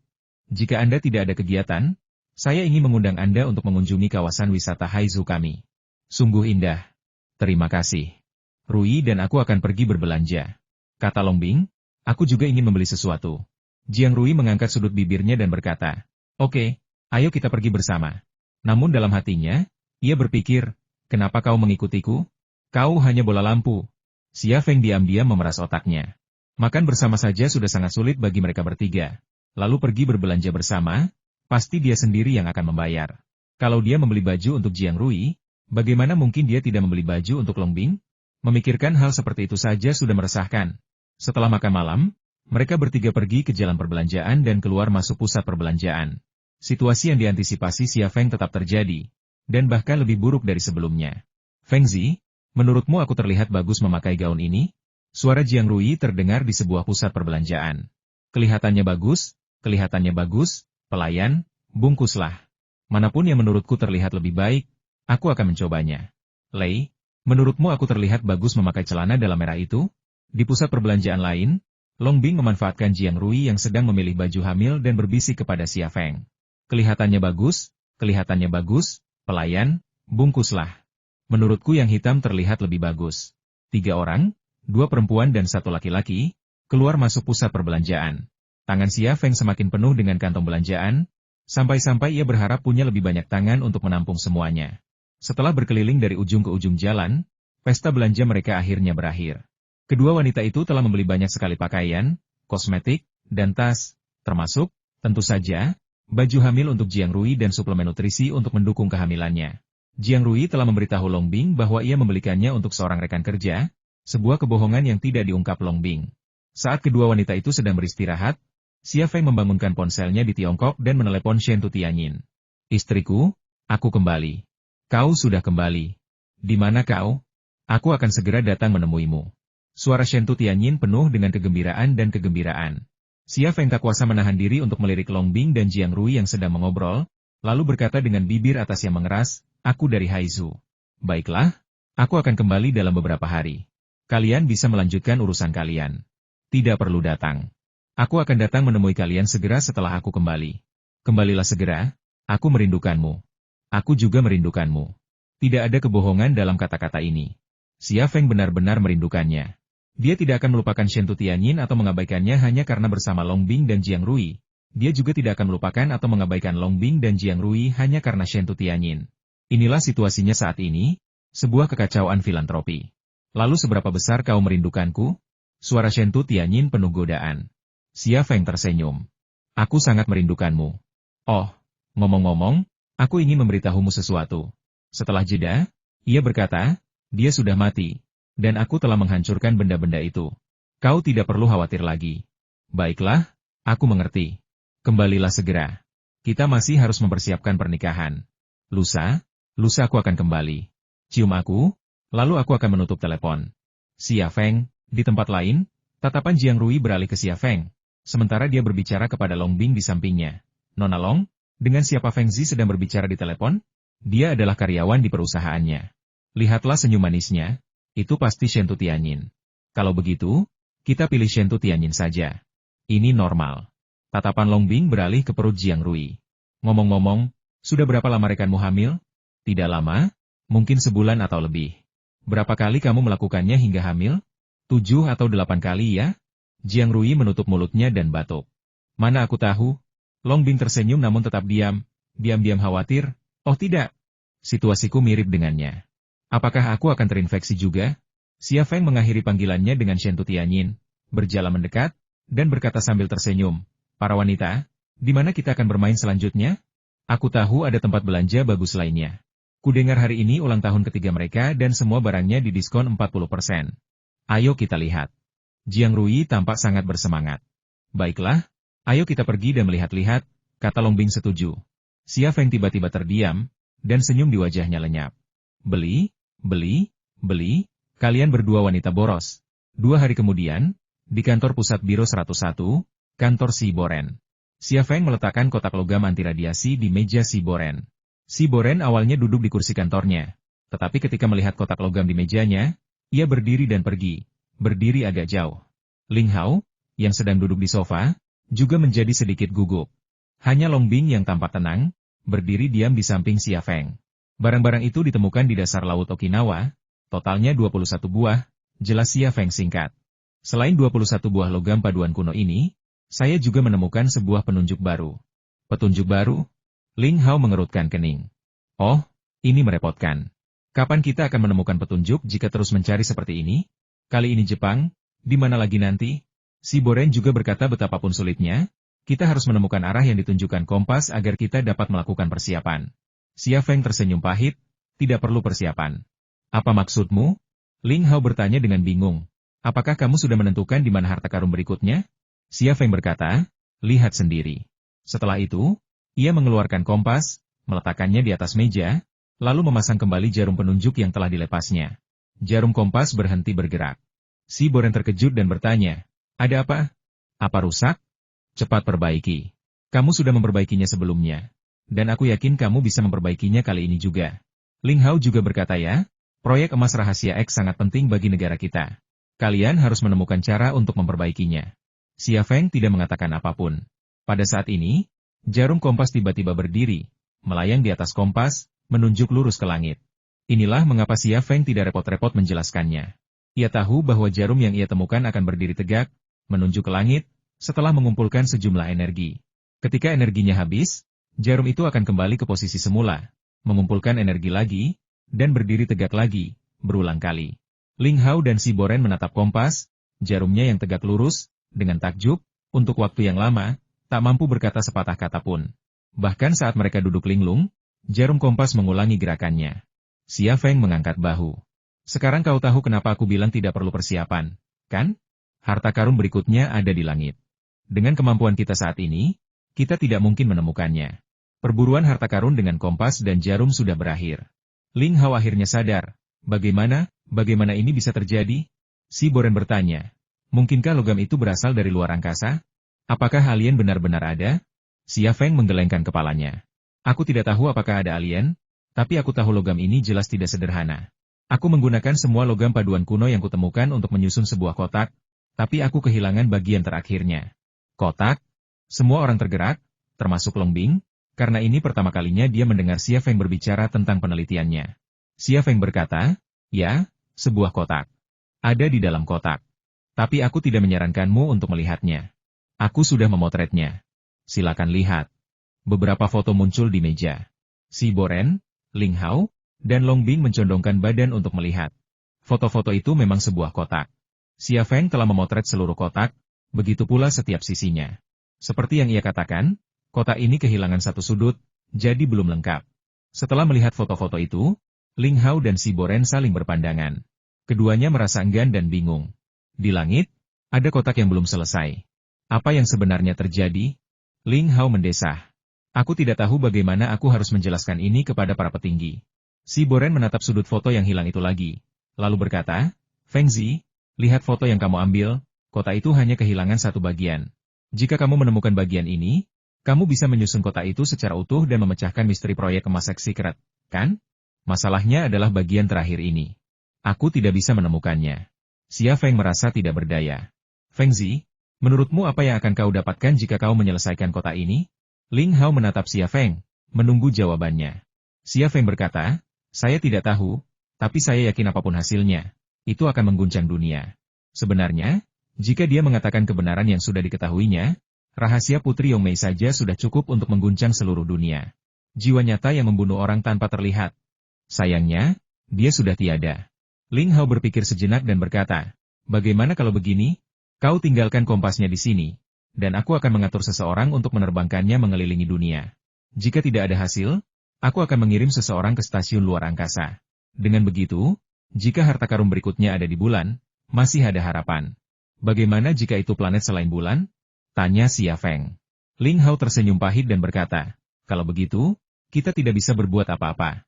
Misi Mars As baru akan dimulai tahun 2030. Sedangkan kita, mungkin masih puluhan tahun lagi. Kau mungkin masih punya kesempatan seumur hidupmu untuk membawa kompas ke planet di luar bumi dan mencari potongan logam kuno terakhir. Xia Feng tidak menyangka ia mempunyai kesempatan seperti itu.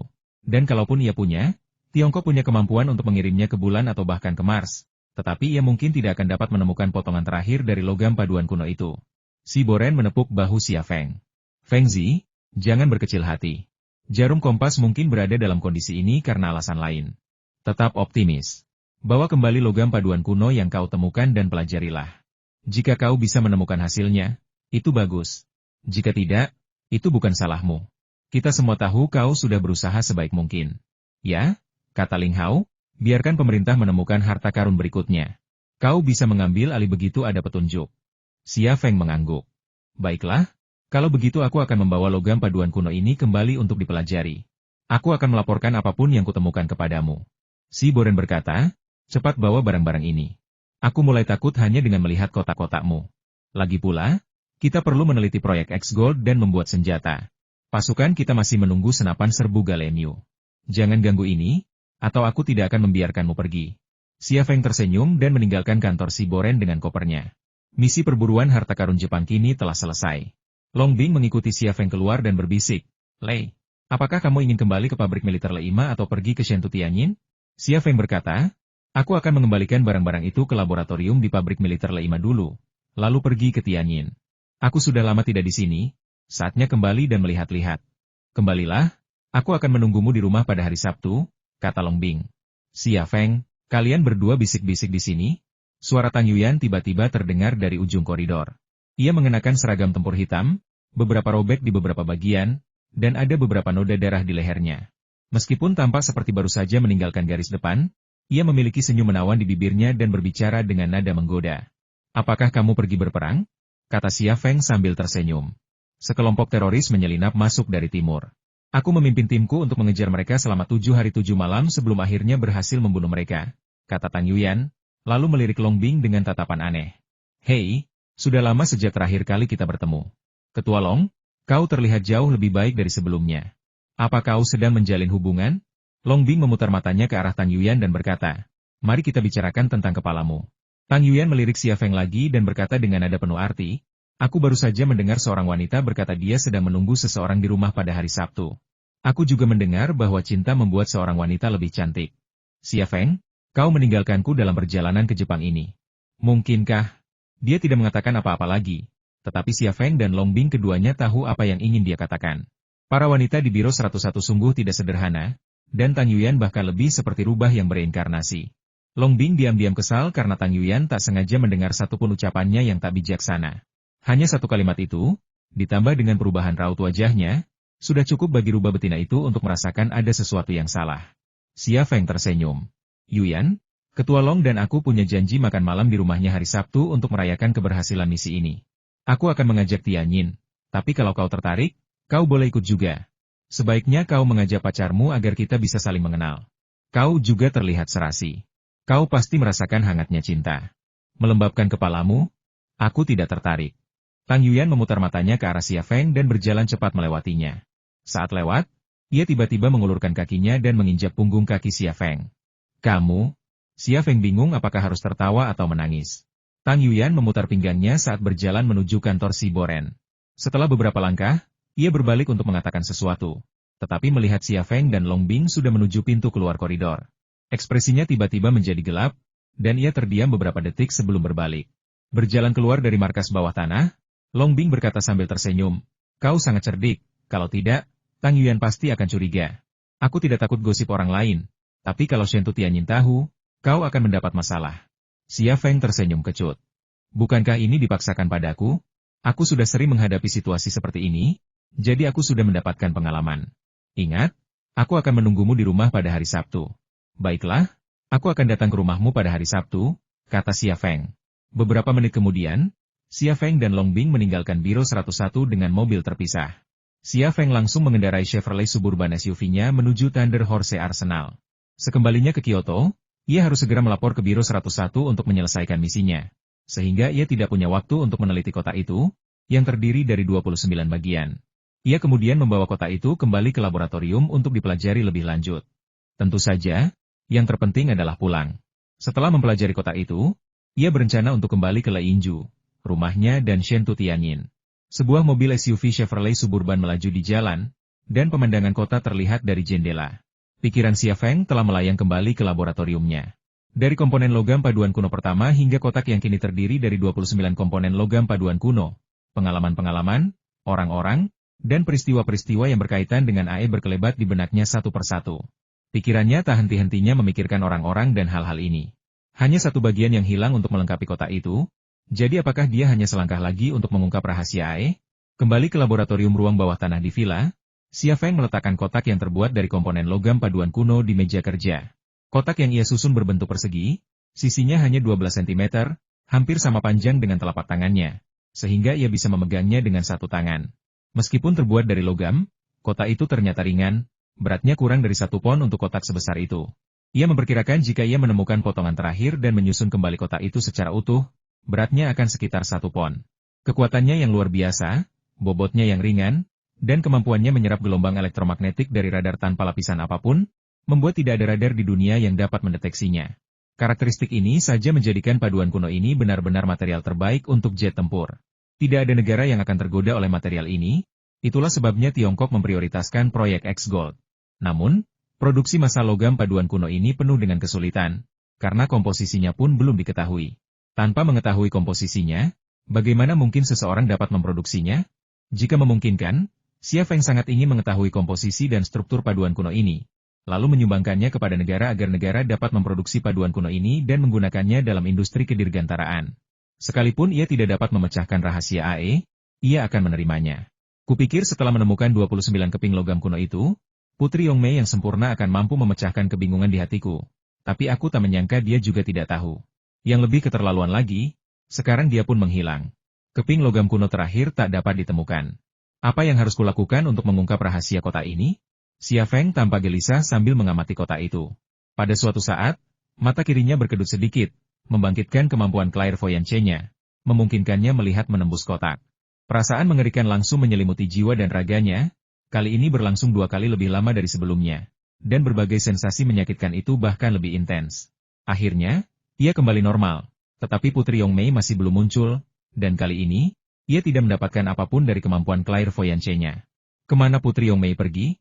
Dia memikirkan pertanyaan ini saat dia masih berada di perairan Pulau Diaoyu. Tetapi sayangnya dia masih belum menemukan jawabannya. Setelah duduk diam selama beberapa saat, Xia Feng memindahkan potongan kotak yang hilang di depannya, lalu menatap celah itu dan berpikir keras. Celah itu benar-benar gelap, tempat yang aneh, karena cahaya dari laboratorium bawah tanah tak mampu menembusnya. Hal ini tidak normal, karena cahaya dari atas, yang menyinari celah itu, seharusnya menerangi sebagian kotak, kalau bukan seluruh ruangan. Namun, cahaya itu diserap saat mendekati celah, tak menyisakan apapun. Celah ini adalah lubang hitam. Beberapa menit kemudian, Xia Feng mengulurkan jarinya ke arah lubang itu. Ia bertanya-tanya apa yang akan terjadi jika ia memasukkan jarinya ke dalam ruang gelap di dalam kotak. Namun, tepat saat ia hendak mendekati lubang itu, ia menyerah. Ruang di dalam kotak itu bahkan bisa menelan cahaya. Jika cahaya itu juga menelan jarinya, itu akan menjadi bencana. Xia Feng menemukan pena gel untuk menggantikan jarinya dan dengan hati-hati mengarahkannya ke celah. Pena gel itu mendekati lubang dan perlahan mendorong masuk. Tidak ada tarikan, tidak ada getaran yang menghancurkan, tidak ada fenomena aneh. Xia Feng merasa seperti sedang memasukkan pena ke dalam tempat pena biasa. Namun, hal-hal aneh masih terjadi. Pulpen gel itu panjangnya 15 cm, 3 cm lebih panjang dari sisi kotak. Tetapi Xia Feng telah mendorong pulpen itu sejauh 14 cm tanpa membentur dinding kotak. Normalnya, pulpen gel seharusnya membentur dinding bagian dalam kotak sejauh 12 cm. Kemana perginya 2 cm itu?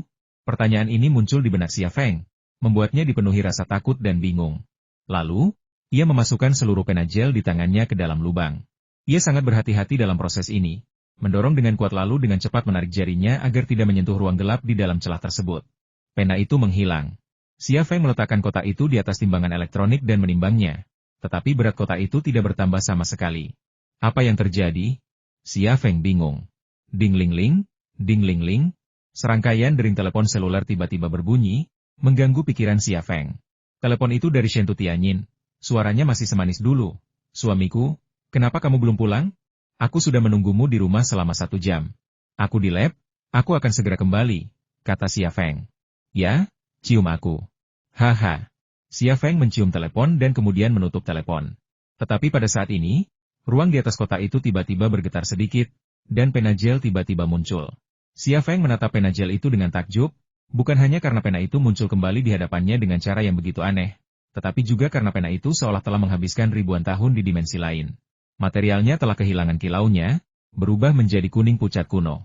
Stiker pada tabung pena juga telah kehilangan warnanya, dan tulisannya pun kabur. Yang lebih parah lagi, tinta di dalam isi ulang telah menjadi massa padat, hanya tersisa sedikit. Dengan bunyi bling, pena gel itu jatuh ke meja kerja dan pecah berkeping-keping. Xia Feng tertegun sejenak, lalu tak kuasa menahan diri untuk menekan salah satu pecahan itu. Dengan sedikit kekuatan, pecahan itu berubah menjadi tumpukan abu. Ini, Xia Feng terkejut tanpa alasan. 1 menit saja bisa membuat pena gel baru terasa seperti telah berusia ribuan tahun. Apa jadinya jika seseorang masuk ke dalamnya? Saat pikiran ini terlintas di benaknya, Xia Feng diam-diam merasa beruntung. Untungnya, ia tetap waspada dan tidak gegabah memasukkan jarinya. Jika ia memasukkan jarinya, ia mungkin telah menghabiskan 1000 tahun tanpa alasan yang jelas, dan langsung berubah menjadi tumpukan abu. Lupakan saja. Lain kali kita coba eksperimen seperti ini. Xia Feng menyingkirkan pikirannya. Ia memasukkan kotak itu ke dalam kotak khusus, lalu menyimpannya di brankas. Hal-hal seperti ini tidak akan membuahkan hasil dalam 1 atau 2 hari. Yang paling ingin ia lakukan sekarang bukanlah melanjutkan penelitiannya, melainkan bertemu istrinya, Shen Tutianyin. Tepat saat dia berjalan keluar villa, Xia Feng bertemu Anina yang berjalan ke arahnya. Xia Feng diam-diam merasa sakit kepala. Ia telah menerima Jiang Rui dan Long Bing. Tetapi setelah menikahi Shen Tutianyin, ia memutuskan hubungannya dengan Anina. Padahal, Anina selalu setia padanya, memperjuangkan karirnya. Akibatnya, ia tak kuasa menahan rasa bersalah saat menghadapi Anina.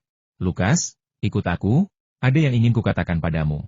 Begitu mereka bertemu, Anina langsung bicara tanpa basa-basi, dan dia tampak sedikit gugup.